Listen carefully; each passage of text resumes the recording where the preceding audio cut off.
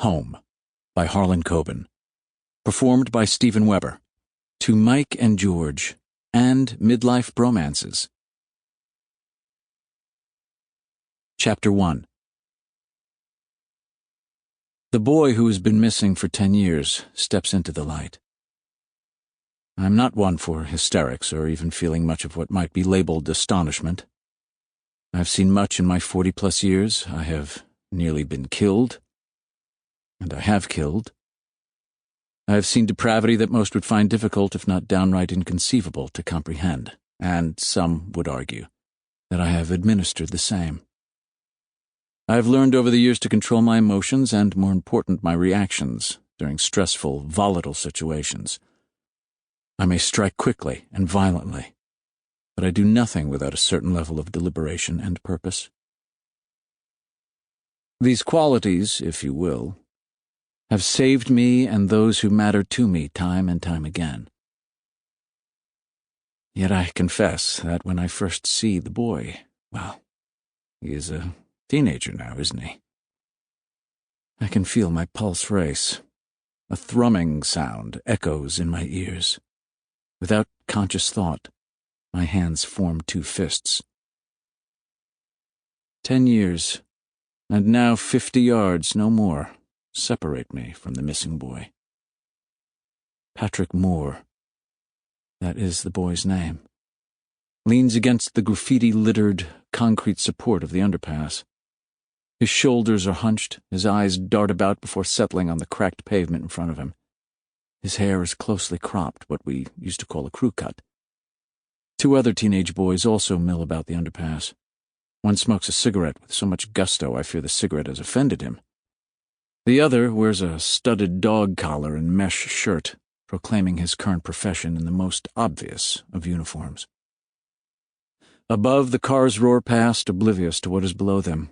We are in King's Cross, most of which has been rejuvenated over the past 2 decades with museums and libraries and the Eurostar and even a plaque for Platform 9 3/4, where Harry Potter boarded the train for Hogwarts. Much of the so-called undesirable element have fled these dangerous in-person transactions for the relative safety of online commerce. Much less need for the risky drive-by sex trade, yet another positive byproduct of the Internet. But if you go to the other side of the literal and figurative tracks, away from those shiny new towers, there are still places where the sleaze element survives in a concentrated form. That is where I found the missing boy. Part of me, the rash part I keep at bay, wants to sprint across the street and grab the boy.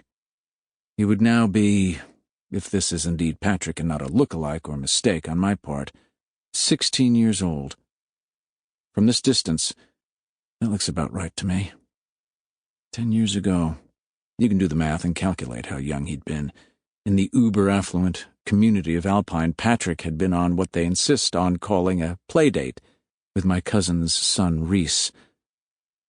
That, of course, is my dilemma.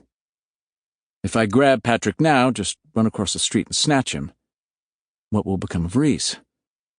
I have one of the missing boys in sight, but I have come to rescue both, so that means taking care. No sudden moves. I must be patient. Whatever happened 10 years ago, whatever cruel twist of mankind, I don't believe so much in fate being cruel when the culprit is usually our fellow human beings, took this boy from the opulence of his stone mansion to this filthy toilet of an underpass. I worry now that if I make the wrong move, one or both boys might disappear again, this time forever. I will have to wait for Reese.